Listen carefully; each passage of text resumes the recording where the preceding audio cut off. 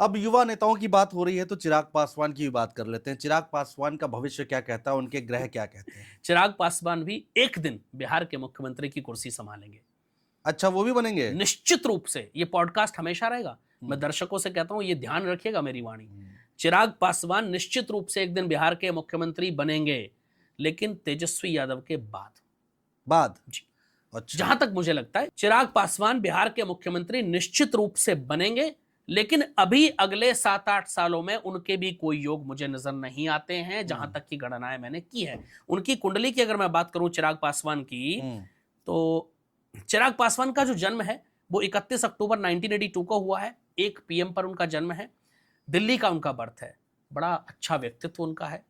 माथे पर बड़ा अच्छा तिलक वो धारण करते हैं और युवाओं में एक युवा नेता के तौर पर उनकी पहचान, उनकी बोलने की कला, उनका व्यक्तित्व अपने आप में बहुत कुछ बयान करता है। चिराग पासवान को हम कमतर आंकने का बिल्कुल भी हम गलती नहीं कर सकते हैं। उनके ग्रह बहुत स्ट्रॉन्ग इशारा कर रहे हैं। इस समय जो महादशा उनकी चल रही है वो चंद्रमा की चल रही है, अंतरदशा केतु की चल रही है, तो कहीं ना कहीं अभी वो सत्ता से दूर रहेंगे और बहुत ज्यादा सीटें तो वो नहीं निकाल पाएंगे, ये सत्य है। लेकिन हाँ, एक बड़ी पहचान, एक बड़े नेता के तौर पर आने वाले समय में उभरेंगे और एक दिन बिहार के सीएम बनेंगे। ठीक है।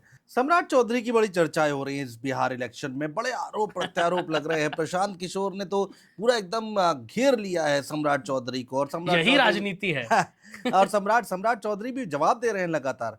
सम्राट चौधरी का क्या भविष्य दिखाई दे रहा है? सम्राट चौधरी की जो कुंडली है वो कहीं भी हमें अवेलेबल नहीं हो पाई। उनका बर्थ का समय हमें नहीं मिल पाया। हमें उनकी डेट ऑफ बर्थ मिली जो है 16 नवंबर 1968। न्यूमरोलॉजिकल गणनाओं से अगर हम देखें या फिर प्रश्न कुंडली के माध्यम से मैंने देखा, मेंडोर एस्ट्रोलॉजी भी मैं बहुत ज़्यादा यूज़ करता हूं, तो उसके हिसाब से अगर मैं देखूं तो सम्राट चौधरी के सितारे बड़े प्रबल नजर आते हैं। अच्छा।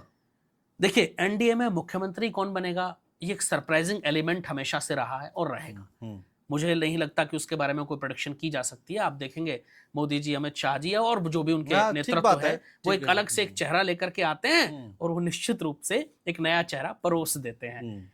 लेकिन सम्राट चौधरी का अगर साथ थोड़ा सा बीजेपी नेतृत्व ने दे दिया तो उनको मुख्यमंत्री बनने से कोई रोक नहीं पाएगा। बड़ी प्रबल उनकी गणनाएं इस तरफ इशारा कर रही हैं। अच्छा, लेकिन ये भी अब राजनीति है। राजनीति में कुछ भी संभव है। मैंने कहा ना, एनडीए में एक सरप्राइजिंग एलिमेंट ये होता है, हमेशा ही होता है। तो पता नहीं उनको मोदी जी क्या नया लालच एक दे दें या कुछ नया दे दें। हो सकता है मुख्यमंत्री कोई और बने, वो किसी को नहीं पता।